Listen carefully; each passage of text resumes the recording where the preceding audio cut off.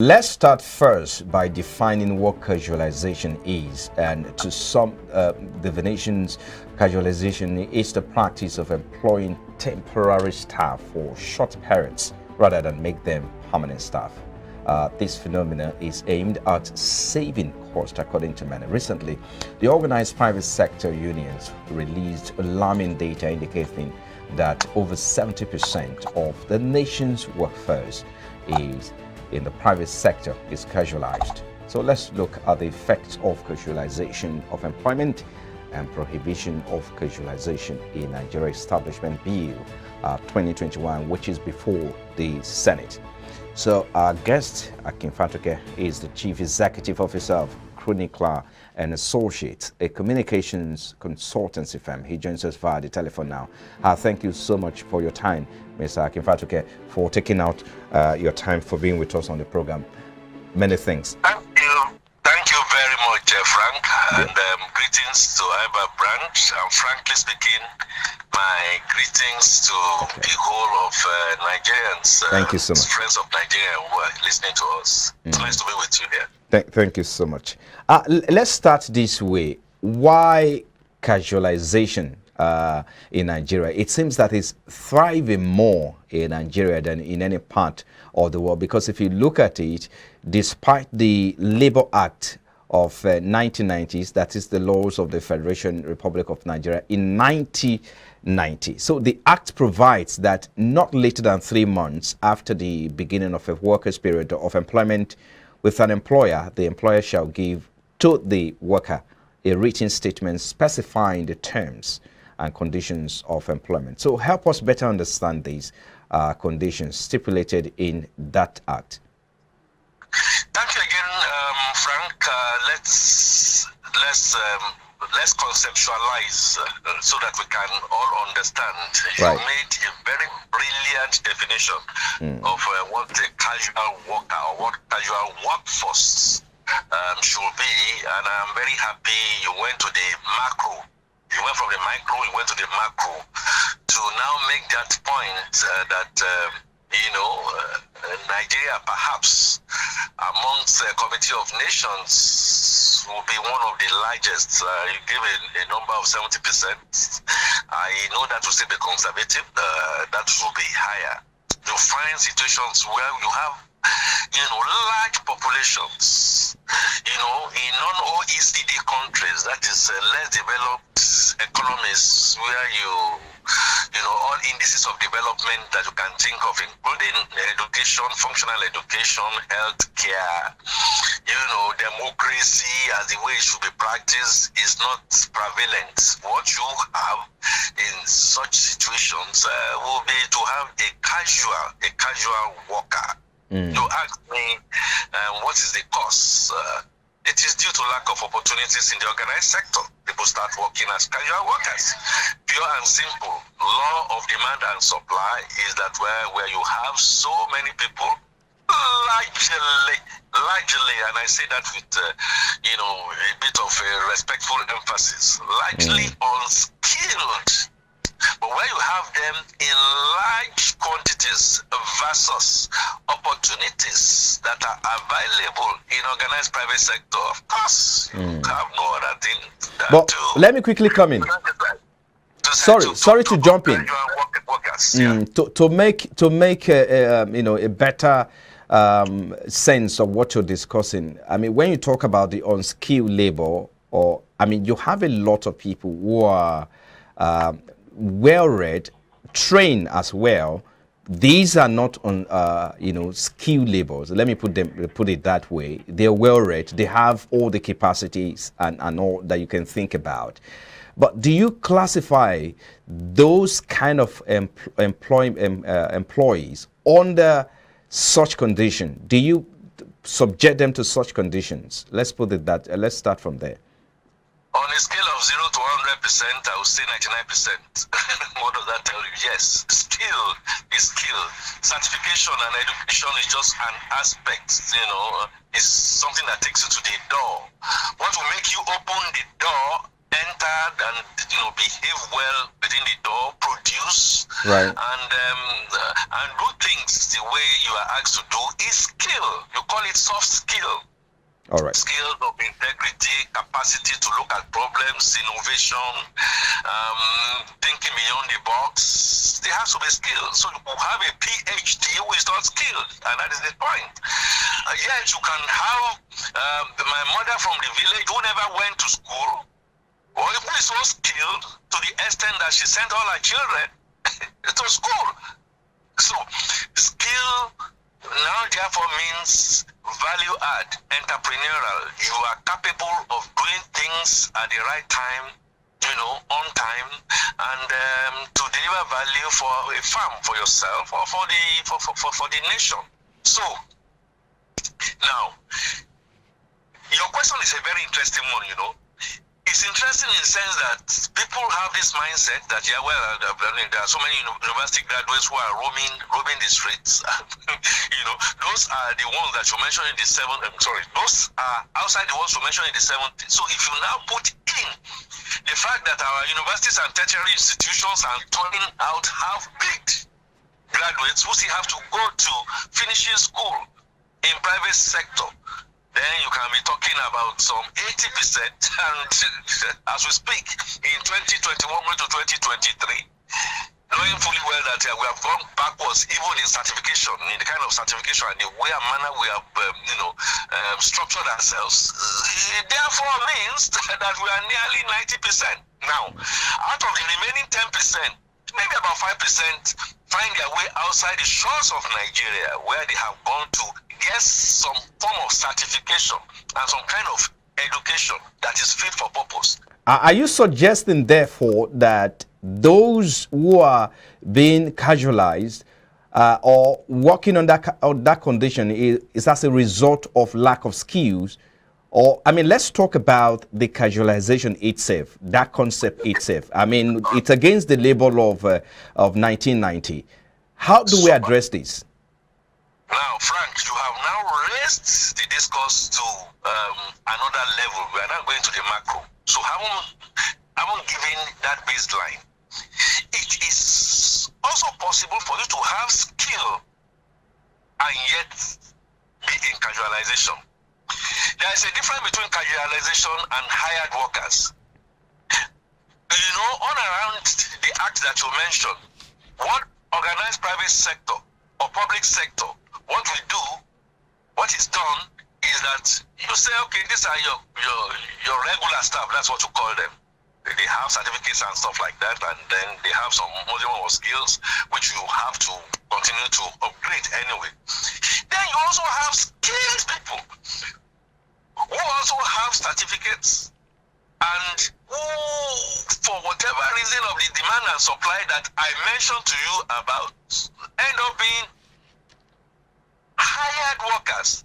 A hired worker is somebody that is employed directly by by an organization and given some terms and conditions, albeit, you are not given all the rights, the privileges, the pensions, and what have you, which is now wiped off. Now, to now subvert that, what private sector has now decided to do craftily is now to now then say, okay, you are not my direct responsibility, and so I'm going to avoid all these attendant costs. I will look for somebody that I call a labor supplier, a labor supplier who will hire you, second you to us, bypass all those obligations of me being of you being a hired worker to me, now to be a hired worker by Mr. Frank, right, seconded to Mr. Akinfatunke under limited terms and conditions. Now, the act you now mentioned also now then put it incumbent on those service providers, that's what they are called. Okay, let me quickly come in. That they follow a modicum of basic what do you call it now, minimum wage, pension, take taking your payee, as the case might be, and then your guess is as good as mine. Let me quickly come in. Right. What you then end up doing is that you get very cheap skilled labor, pay little, take off their, whatever it is, their payee and all their deductions, and yet not pay to government, and then you get away with it. So right. It is a sign of underdevelopment of the highest hue. Now, when you talk about casual workers, if you can hear me, can you hear me? Yes, just a moment. You are looking at oil companies, you are looking at banks, generally, you are looking at financial institutions. Yeah, point taken there. Just a moment. Can you hear me? Just a moment. I mean, the act actually stipulated that after 3 months, one who has been confirmed to be, who has been tested for 3 months, after 3 months, it should be confirmed a staff. Now, how do we ensure an effective reporting system to monitor this? Because it seems that a lot of employers, Nigerian employers, are flouting and are defaulters in this respect. Hey, my dear brother Frank, I laugh in full day.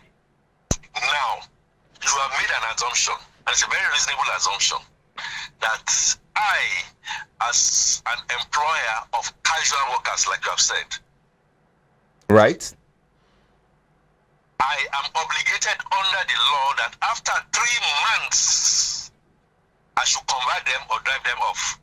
So, let's be clear. It's either I convert them naturally, or I cannot longer whatever. Then I put them out there and go and look for some other ones. You understand the point I'm making? So people now, without that feeling of compassion, many outfits they do that. Now I repeat to you, I go back to conceptualization of terms. If that particular individual is my hired worker, that means I have employed him as Akifatunke, then I am fully obligated, because I have to give him a letter of employment with my letterhead and what have you. But if it is a casual worker that has been supplied to me by a service provider, it's not my employee, it's not in my payroll. I pay him through my service provider. And so the regulation that you are talking about now lies on that service provider to now say, okay, now you've been there for 3 months, for 3 months and stuff like that. Well, I don't know. You have an option. Please ask people, and I'm talking from practical experience. You have an option, so they are not prepared to retain you. That's what they say, or they hire you and stuff like that. So you have to go. Then what do you find? You see people now begging, oh my God, please don't do. I don't mind to do 6 months. I don't mind to do 1 year. And so you find people in that same kind of position. They are highly skilled. And I can tell you for free, I have seen situations where I had a casual worker who was so skilled, much more skilled than people that you call regular employees. And then so, you know what happens? You now begin to depend on that person. Right. What that organization is supposed to do is not then go through that service provider and say, look, you know what?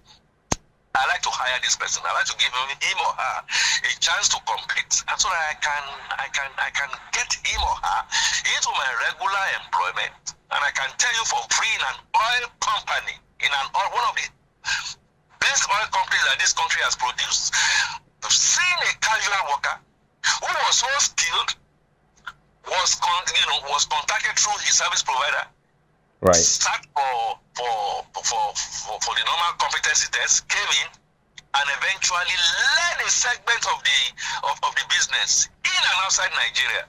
But that is few and far between.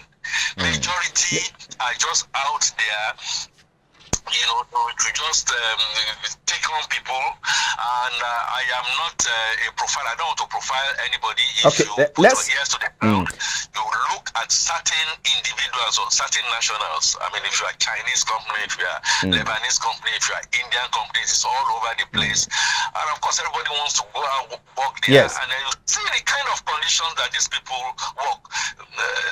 It worse than where a normal dog. I didn't say human beings now. Please quote me.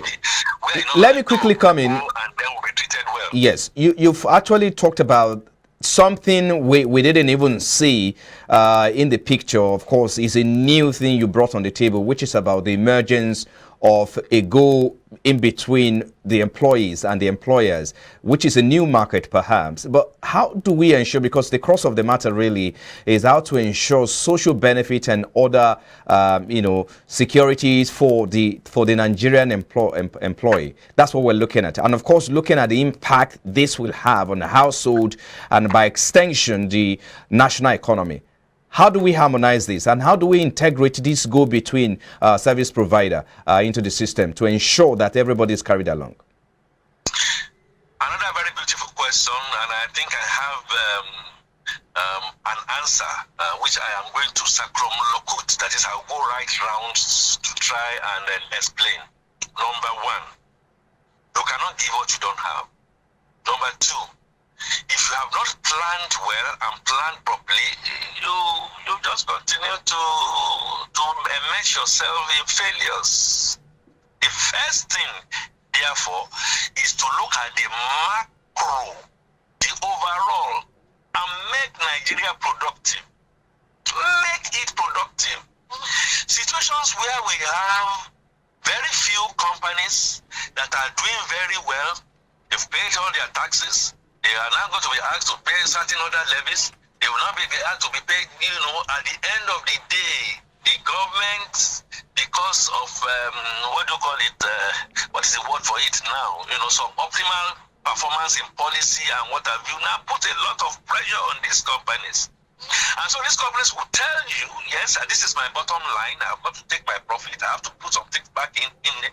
And so something will have to go. And that will be training. That will be employment, which will continue to shrink. And when they look outside the window and they see PhD students, okay, and they see graduates out there asking that they want to be drivers, asking to want to be drivers, and that they will do everything, yes, they are trained and stuff like that. Where then do you want to draw the line? So, unto thyself be true. Let it start with, whether it's a senators, whether it's a House of Reps, whether it's a national, whether it is this, whether it is that the more we put undue pressure on some of these outfits, the less they are capable of wanting to do what is right. So if you have, for instance, look at an oil company, education tax, tax, community tax, PIA is talking about the number of taxes, so many things that government is supposed to be doing is not done, is broken.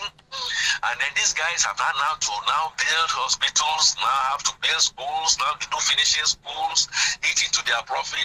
And then they now look at themselves and say, okay, yeah, let's go to look for some of these quality people who are coming out of the universities, who are not big, but we can make them into some folsom. And then at the end of the day, you look at it, every business wants to continue to make maximum profit anyway. Okay. And I said, you have just employed only 20 people. Come for a hearing. But they'll go for the hearing and they'll put all their books out there. A lot of the things we needed to have plowed back. You have taken them, including those that you should not be asking for, that we have to pay for. So it becomes a nice situation. Point taking.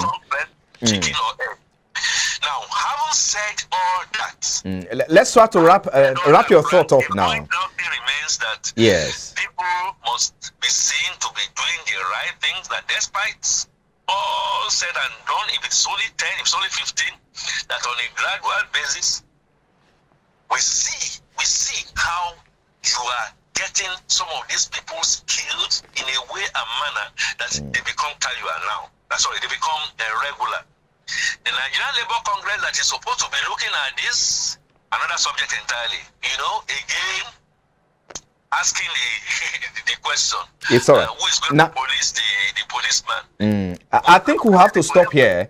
I'm afraid we'll have to stop here, but we will bring you back certainly to discuss, of course, the talking about the prohibition of casualization in Nigeria established bill that is before the Senate for debate. And so we'll talk about what to expect in that bill comes 2022. I think that's where we will start the conversation when we bring you up next time. Thank you so much, Mr. Akinfatuke, Chief Executive Officer, Chronicler and Associate. Thank you for your time on Business Breakfast. It is absolutely my pleasure. You know, law is made for man and man not made for law. So whatever it is that we are looking at, it should get a very clear and open and let us put legislation that we know will work. Thank you so much. Let's tackle the root cause. Thank you so much. And not the effects. Please remain safe, Frank. Thank you so much for your time once again.